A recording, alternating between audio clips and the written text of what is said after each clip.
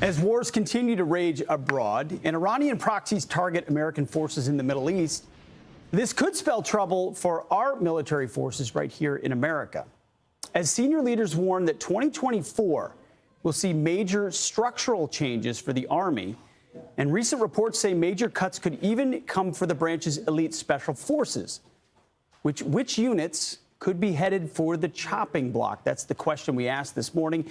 Jim Hansen is the chief editor for the Middle East Forum and served in the U.S. Army Special Forces. He joins us now with his analysis. So, Jim, the Army is about to have its lowest number since 1940. Here's the graphic. It'll be a 452,000 soldier active force by the end of fiscal year 23. Is this the number the Army wanted, or is this because they can't recruit? How did we get to this low number? We got there because they can't find people who are capable of serving and want to serve. You know, Pete, when you and I joined the military, we proudly raised our hands to support and defend the Constitution because we knew that America was the greatest and freest country in the history of the planet. The children growing up the past several generations have been taught that America is a racist, white supremacist, misogynist, transphobic place, nothing to be proud of. Why would you want to go ahead and potentially risk your life for something like that? They're used to being told the world owes you something. Show up, get your participation trophy, and the world will take care of you. That's just not how it is, and this is a result of that generation and the one following it not being ready to become part of our military service.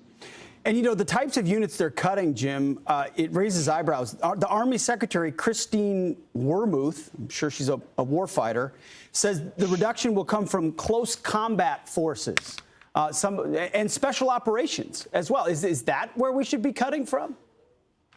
Well, Pete, as I'm sure you're well aware, the people in the rear with the gear are the ones killing most of the enemy. And I don't want to dog support troops. We play that game inside the military.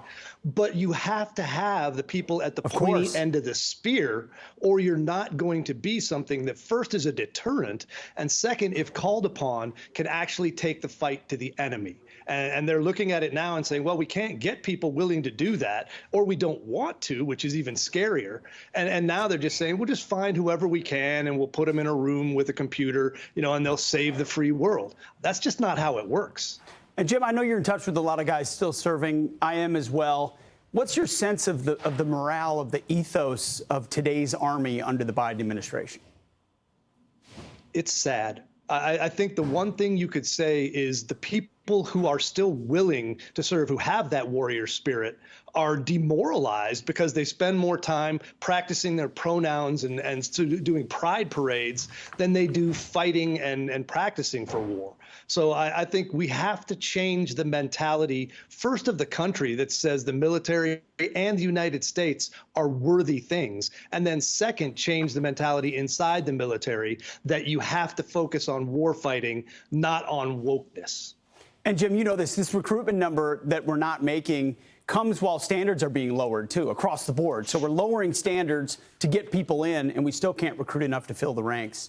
It does not bode well. Go ahead. Last word.